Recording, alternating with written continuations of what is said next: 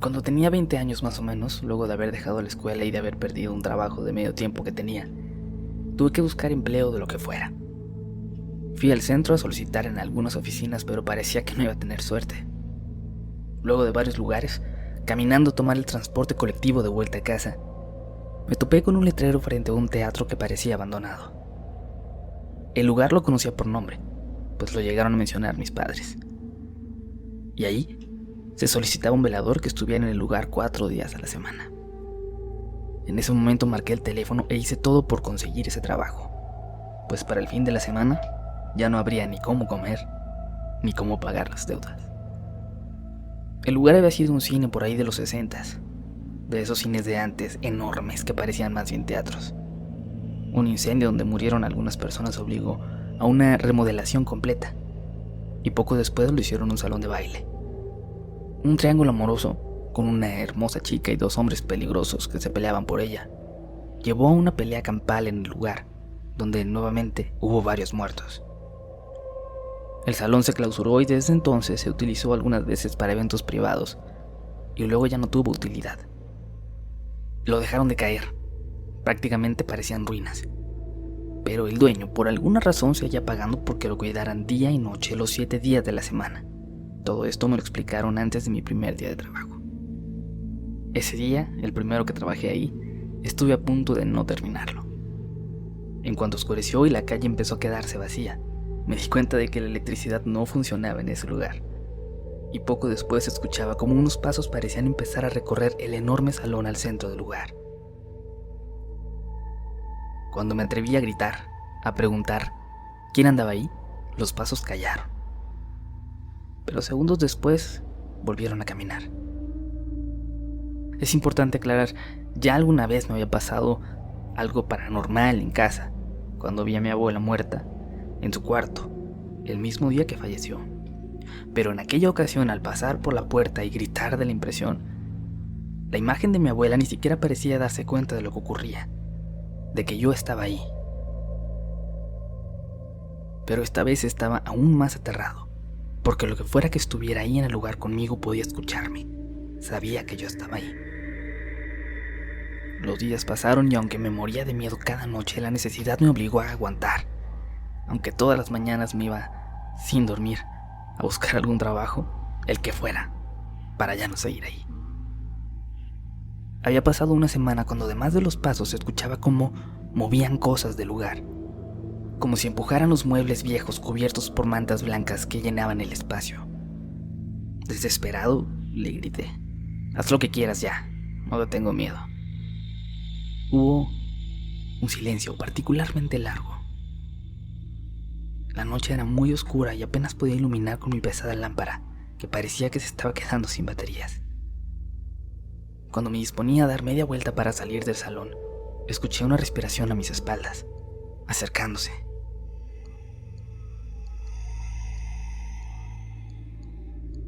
No era una respiración normal.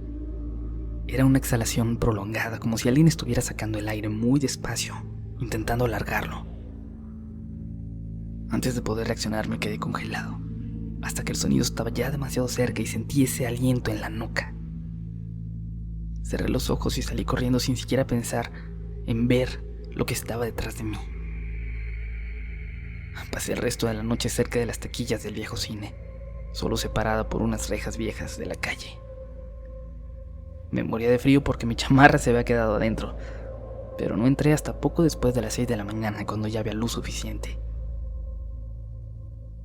Me di todo el valor del mundo para regresar ese día por la noche. No sé cómo les pase a los demás, pero yo no podía acostumbrarme a esas manifestaciones.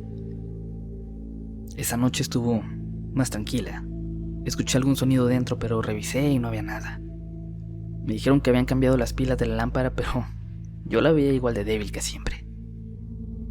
Algunas voces a lo lejos en la calle me hacían sentir un poco de confianza. No me gustaba cuando parecía que toda la gente en esa calle desaparecía y que solo estaba yo, atrapado en ese lugar. Me quedé dormido un momento poco después de la 1, pero el sueño de alguien entrando al lugar me despertó alarmado. Aunque abrí los ojos y me di cuenta de que había sido solo un sueño, Mi primera reacción fue levantarme y dar una ronda por el lugar. Me tallé los ojos y entré. Pero había algo en la pared del recibidor. Apenas entrando al lugar lo vi. Primero de reojo y con la mirada aún nublada por el sueño, pero intenté despertar por completo, agudizar la vista. Y acercándome un poco más dirigí la luz de la lámpara a esa figura extraña. Cuando pude ver de qué se trataba, me di cuenta de que era un hombre quemado por completo, con la cara desfigurada, pero con los ojos abiertos, como llenos de ira, clavándose en mí. Supongo que me desmayé porque me despertó el guardia que llegaba por la mañana. Estaba alarmado porque no me encontró durmiendo en un sofá o algo así, sino tirado en medio del pasillo con la lámpara ya sin batería. Pensé que te nos habías muerto, Luis. Qué bueno que estás bien. Y supongo que es tu último día, ¿verdad? Sí, le contesté. Creo que él sabía algo de lo que pasaba, pero ya no hablamos y yo no tenía nada de ánimos de regresar. Ni siquiera volví para cobrar los días trabajados esa quincena. Había que batallarle, pero en otra parte.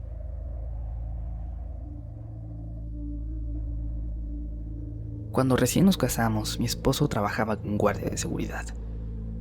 Yo ya tenía un pequeñito de 4 años, y como trabajaba toda la mañana y tarde, mi marido pedía los turnos de noche siempre que se podía para poder llevar al niño a la escuela y recogerlo por la tarde.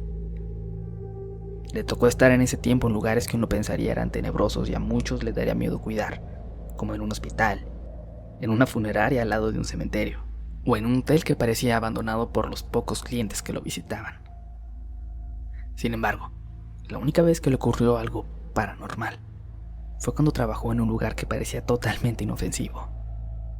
Un terreno enorme que servía para guardar cajas de trailers al lado de una carretera bastante tranquila.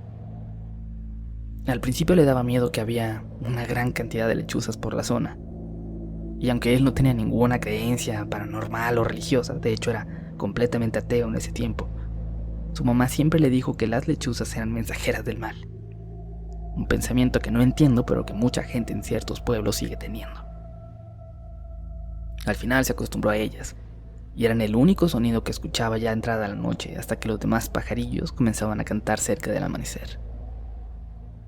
Una de las noches, al llegar, se encontró con un camión pequeño de pasajeros, un microbús como le llaman en algunos lados, hecho pedazos, pero guardado en el lugar. Le explicaron a grandes rasgos que había sufrido un accidente donde murieron algunos pasajeros, que estuvo en poder de la policía un tiempo y ahora ya iban a trabajar para volverlo a hacer funcionar. Lo guardarían ahí en lo que pasaban los de un taller especializado por él. Serían solo unos días. A él le causó incomodidad ver incluso sangre dentro del camión que habían dejado en una esquina cerca de la entrada. Pero se aguantó. En cuanto oscurezca, ya no voy a dar vueltas por donde está ese camioncito, pensó. La noche resultó normal hasta que escuchó un aleteo bastante fuerte muy cerca de él. Pensó que era una lechuza, pero de pronto todos los sonidos de las aves callaron. Salió a dar un vistazo, pero no parecía haber nada. No sé si han visto los terrenos que usan para guardar este tipo de cosas, pero ese se extendía por cientos y cientos de metros, hasta meterse un poco incluso a las colinas que lo rodeaban. Son enormes. Así que él empezó a caminar y a caminar. Iba despacio, revisando, y habiendo caminado ya unos 15 minutos, escuchó de nuevo el aleteo. Ahora a unos 50 metros de él, saliéndose del pasillo principal, que se formaba desde la entrada hasta el fondo del terreno. Cuando caminó hacia allá, empezó a iluminar con su lámpara sobre las cajas de los trailers, esperando encontrar al ave que lo causaba. Un sonido extraño como un chillido lo hizo apuntar hacia un tráiler a unos 30 metros detrás de él. Lo que vio lo dejó congelado. Una figura negra sentada arriba de la caja del camión, con las piernas colgando hacia abajo. Era la figura de una mujer, incluso con gorro. Una bruja, así como siempre nos las han dibujado. No le alcanzó a ver el rostro porque en cuanto vio la figura, una descarga de adrenalina pareció impulsarlo a correr como nunca hacia la entrada del lugar.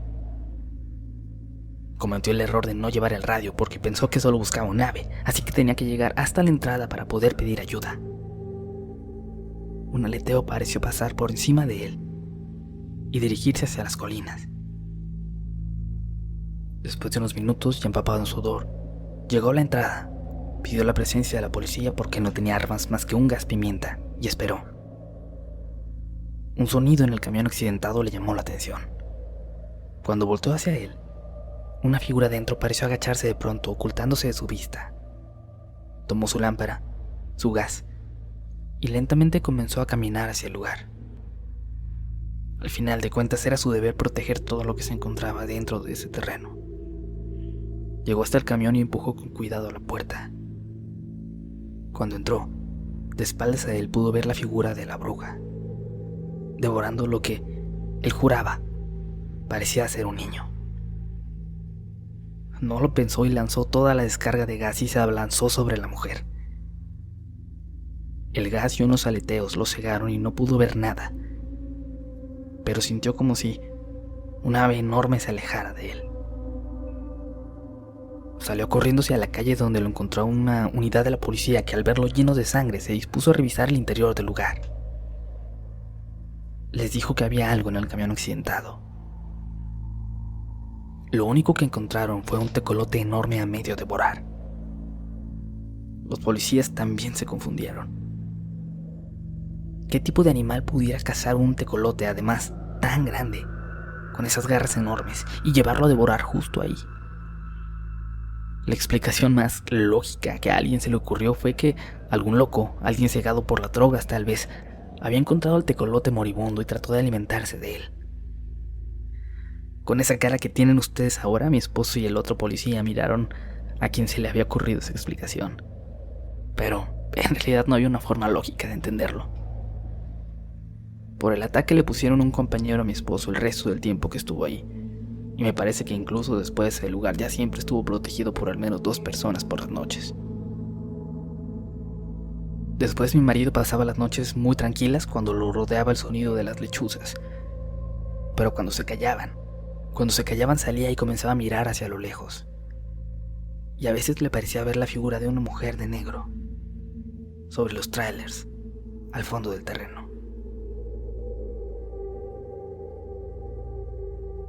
Mi abuelito fue velador gran parte de su vida adulta. Falleció ya hace años cuando seguía trabajando, pero aún recuerdo algo muy raro que nos ocurrió y de lo que fuimos testigos mi abuela y yo. En el año 2005 mi abuelo aún se resistía a tener un teléfono celular. Alguna vez una de mis tías le regaló uno que dejó en casa permanentemente, hasta en una fiesta que se perdió. Sin embargo, uno de sus cumpleaños juntamos entre todos los nietos para regalarle uno, y viniendo de nosotros, no se pudo negar a mantenerlo. Ya se sentía demasiado controlado al tener un radio en el trabajo, pero aún así aceptó. Desde que se lo empezó a llevar al trabajo, tomé la costumbre de hablarle todos los días antes de dormir, para saber que se encontraba bien y que yo podía dormir tranquila. Siempre fue como un padre para mí, y yo tenía permanentemente pensamientos pesimistas, de peligro en mis noches de insomnio, sobre todo desde que lo pusieron a cuidar una bodega en las afueras de la ciudad. Así que esta llamada cada noche se convirtió en algo necesario para mí. Una de esas noches, al hablarle, me contestó, pero yo no podía escuchar nada. ¿Abuelito? ¿Abuelito, todo bien?, le preguntaba.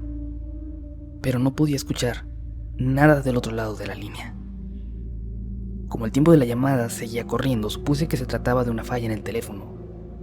Pero de pronto, pude escuchar algo de estática. Y posteriormente, una respiración del otro lado del teléfono. Abuelo, ¿estás bien? Yo me preocupaba cada vez más porque la respiración se hacía más y más agitada. Después solo se colgó la llamada. Me levanté y fui al cuarto de mi abuela para contarle lo que había pasado y volvimos a marcar. No había terminado el primer timbre cuando se escuchó que alguien contestó. Una voz de niño, pero muy rasposa. respondió furiosa. ¿Qué quieren, malditas? Fue extraño porque lo dijo sin gritar, pero tan fuerte que mi abuela también lo escuchó sin estar en altavoz. ¿Dónde está mi abuelo? ¿Quién eres?, le pregunté. De nuevo se escuchó solo la respiración. Mi abuela, por reflejo, como siempre que estaba preocupada o asustada, tomó un pequeño Cristo negro de madera que tenía. «Deja eso, ya me voy», dijo la voz. Luego se escuchó un golpe, como si hubiera dejado caer el teléfono. Estábamos muy asustadas. Llamamos al trabajo del abuelo, la compañía de seguridad, y nos dijeron que había ocurrido algo, pero ya habían enviado a varios agentes de la compañía y a la policía, que no teníamos nada de qué preocuparnos. Minutos después mi abuelo nos llamó para avisar que estaba bien, y por la mañana nos platicó lo que había ocurrido. Había dejado el teléfono porque en las cámaras de seguridad pudo ver como un niño corría por uno de los pasillos al fondo de la bodega.